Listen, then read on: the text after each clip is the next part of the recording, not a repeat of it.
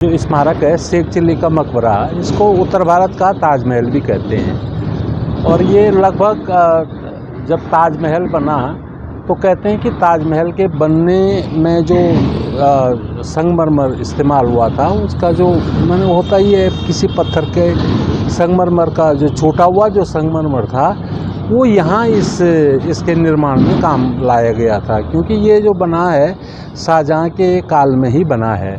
लगभग आज से 350 साल पुराना ये स्मारक है और इसमें वही मापदंड अपनाए गए हैं जैसे कलात्मक हैं या संरचनात्मक जो मापदंड हैं वो जो कि ताजमहल में अपनाए गए हैं। जैसे कि ताजमहल में आपने देखा होगा कि जैसे ऊपर जैसे नकली कब्रें हैं और जो असली कब्रें हैं नीचे हैं, तो इसमें भी ठीक यही है कि स्यूडो ग्रेव्स ऊपर हैं। जैसे ऊपर के हिस्से में आप जाएंगे नकली कब्रें हैं, उसके नीचे कोई माने वास्तविक वो नहीं है, और जो असली जो कब्रें हैं वो नीचे हैं। तो ये एक मध्यकालीन वास्तुकला का एक बहुत सुंदर नमूना हमारे कुरुक्षेत्र में है। और इसके साथ ये जो मकबरा बना है राजा हर्ष के टीले के पूर्वी भाग में बना है। तो ये पूरा जो टीला है इसका बड़ा यही कभी की जो जिसे कहते हैं कि स्थानेश्वर शहर यही था, जिसको आज आप हर्ष का टीला कहते हैं। जो माने जो अभिजात्य वर्ग जो रहता था, जो माने राजा हैं या जो उसके सैनिक वर्ग, ये इसी टीले के जो परकोटे में के अंदर रहता था। और ये 7वीं सदी 6वीं सदी में तो ये थानेश्वर का जो शहर था ये उत्तर भारत की राजधानी कही जाती है। तो एक माने इतना बहुत ही माने पौराणिक शहर है, इसका पुराणों में भी और इतिहास में भी दोनों में वर्णन आता है स्थानेश्वर के नाम से। जी, ये एक्चुअली वही है कि जो हम दादा दादी हमें कहानियाँ में सुनाया करते थे? नहीं, ये ऐसा कुछ नहीं है। ये वो तो काल्पनिक एक जिसे कहते हैं फिक्टिटियस कैरेक्टर है। ये शेख चहेली थे, इनका नाम था अब्दुल रहीम बनूरी, और ये यहाँ पर ये चिश्ती सिलसिले के सूफ़ी थे। और कहा जाता है कि इन्हीं की जब इनकी डेथ हो गई तो इन्हीं की डेथ के बाद माने शाहजहाँ के समय दारा सिकोह ने इनके लिए यहाँ पर ये मकबरे का निर्माण करवाया। दूर दराज से पर्यटक आते हैं? हाँ, दूर दराज से जो कुरुक्षेत्र आने वाले, आज देखा जाए वास्तव में तो कुरुक्षेत्र का सबसे जो सुंदर पर्यटक स्थलों में से कुरुक्षेत्र के एक है ये।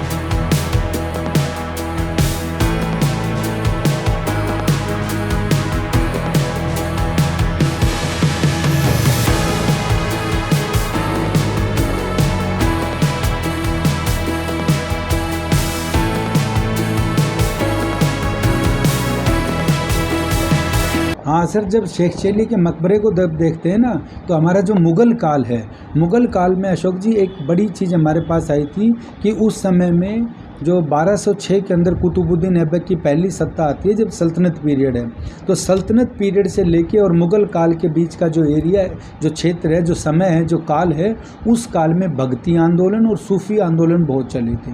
तो हम केवल एक राजनीतिक इतिहास के तौर पे ना देख के अगर सांस्कृतिक इतिहास के तौर पे देखें, तो हमारे इतिहास में एक चीज़ आती है भवन निर्माण कला। उस भवन निर्माण कला का ये बहुत बड़ा उदाहरण है शेख चिल्ली का मकबरा। और शेख चिल्ली के मकबरे के अंदर जब देखें तो ये शेख चिल्ली जिसकी बात आती है, एक संत थे, उन संत की स्मारक में दारा शिकोह के से जुड़ी हुई चीज़ है ये, तो उस समय का ये बना हुआ है। और शेख चिल्ली का मकबरा केवल और केवल जब आप मुग़ल काल की जो हम एक बड़ी व्यवस्था देखते हैं वो है आर्ट एंड आर्किटेक्चर, स्थापत्य कला और स्थापत्य कला। उस स्थापत्य कला का बहुत बड़ा नमूना है। आप यहाँ पे देखिए कि जब शेख चिल्ली के मकबरे का आप दौरा करेंगे तो किस समय में ये बना था। जब आप उस 15वीं शताब्दी की 16वीं शताब्दी की जब हम बात करते हैं, उस समय का ये बना हुआ मकबरा है, तो इसके अंदर सिक्योरिटी कितनी होती थी, पानी की व्यवस्थाएं आप जाके देखिए कि मकबरे के साइड में एक कुआं होता था। आज वर्तमान समय को ना देख के उस समय में पानी की क्या व्यवस्था थी, तो आप देखेंगे नालियाँ किस तरीके से बनी हुई हैं। और दूसरा, अभी भी जब आप मकबरे को अंदर से मेन टॉम्ब को देखते हो, उस टॉम्ब के चारों तरफ छतरियाँ लगी हुई हैं, और उन छतरियों पे आप देखोगे तो कितने 100 साल हो गए हैं, लेकिन अभी भी उनके ऊपर पच्चीकारी है, वो उसी काल की आपको दिखती है। तो वो जो ईंटों का प्रयोग है, जो चूने के अंदर ये बनी हुई है, जो अस्तबल इसके अंदर बना हुआ है, तो कितना एक बहुत बड़े तरीके से ये बनाया था। और विशेष बात क्या है कि हम वर्तमान से किसी भी चीज़ को ना जोड़ें। यहीं पे आप आगे जाके देखेंगे तो आपको एक कोस मीनार मिलेगा। यानी कोस मीनार किस चीज़ का प्रतीक है कि ये 1530 के अंदर जब हुमायूं आ जाता है तो 1540 से 45 तक शेरशाह सूरी का शासन रहा था। अगर उस काल को देखें तो ये एक ट्रेड रूट बनाया गया था दिल्ली से लेके।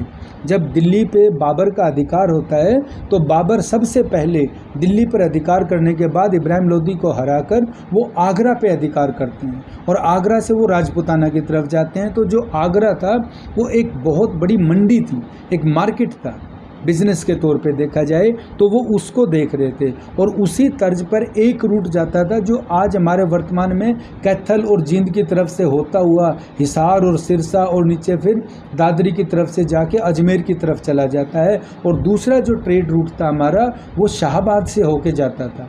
तो इसी ट्रेड रूट के ऊपर जो कोस मीनार बनाए गए थे, उसी पे देखा जाए तो जो पुराना जो ग्रांड ट्रक रोड जिसको आप शेरशाह सूरी मार्ग कहते हैं, जो वास्तव में था वो यहाँ से होके निकलता था इस मकबरे के पास से। उस एंगल से अगर इसकी स्टडी की जाए आप, तो वहाँ देखेंगे कितना बड़ा ये जगह बनाई थी। तो इसका आर्ट और आर्किटेक्चर है वो सबसे इम्पोर्टेंट है। और सुरक्षा ताज के नाम से या ये हरियाणा के अंदर मिनी ताजमहल के तौर पे देखा जाता है। तो जो ताजमहल का आर्ट और आर्किटेक्चर है ना, बिल्कुल वो इसी से बना हुआ है। तो ये कलाएं आपको जोड़ती हैं। लेकिन इसी चीज़ को आप देखेंगे तो हरियाणा के अंदर एक और स्थान है, नीचे जब चले जाएंगे आप डिस्ट्रिक्ट महेंद्रगढ़ के अंदर नारनौल, जहाँ पे लगभग 13-14 इसी तरीके के ऐतिहासिक स्मारक है जिनको आर्कियोलॉजिकल सर्वे ऑफ इंडिया ने प्रिजर्व किया हुआ है, इसको भी प्रिजर्व किया हुआ है। तो वो सबसे बड़ा क्षेत्र है। लेकिन जब हम देखेंगे इसकी कला के अंदर यहाँ पे जिस पत्थर का प्रयोग किया गया है और जहाँ उन पत्थरों का प्रयोग किया गया है और जहाँ आगरा के अंदर पत्थर का प्रयोग किया गया है, वो पत्थर आपको तीनों जगह अलग अलग मिलेगा। तो एक इतिहास के विद्यार्थी के तौर पे जब आप देखेंगे तो आपको ये लगेगा कि ये आर्ट तो वही है, लेकिन वो पत्थर और वो जो व्यवस्थाएं हैं वो अलग अलग जगह की हैं, तो वो उसकी सीमाएं निर्धारित करती हैं। आज अगर आपके लिए शोध का बड़ा विषय है तो वो केवल इसके आर्ट और आर्किटेक्चर को नहीं, उसको के ऊपर तो बहुत काम हुआ है, लेकिन आप देखिए इसकी लोकेशन कहाँ पे थी, किस चीज़ का इसके अंदर प्रयोग हुआ है। आज हम इसको रेनोवेट कर रहे हैं, लेकिन देखिए कितने सौ साल पुराना है और फिर भी वो वैसा का वैसा है। कितनी पौड़ियाँ इसके अंदर बनी हुई हैं। और इसके अंदर बड़ी चीज़ अगर आप देखेंगे तो आप अशोक जी दर्शकों को भी बताइए, इसी मकबरे के पीछे की तरफ जाएंगे तो इंडस वैली सिविलाइजेशन, जिसको हम पहले सिंधु घाटी की सभ्यता कहते थे, आज जिसको सरस्वती सभ्यता कहा जा रहा है, उसके प्रमाण यहाँ पे मिले हैं, उसकी जगह यहाँ पे मिली है, उसके अंदर कैसे मकान होते थे, क्या व्यवस्था थी, वो सारा यहाँ पे मिला हुआ है। तो आज एक विद्यार्थी के लिए और वर्तमान समय में जब उपभोक्तावादी चीज़ हो गई है, तो ये हमारा एक टूरिस्ट का बहुत बड़ा सेंटर बन गया है। तो टूरिस्ट को अगर सही तरीके से बताया जाए, अगर इनके अंदर इतिहास के जुड़े विद्यार्थियों को शामिल किया जाए, यहाँ उनको गाइड किया जाए, तो वो इनकी डीप गहराइयों को बता सकते हैं, ताकि हमारी इस ऐतिहासिक धरोहर की सच्चाई पता चल सके।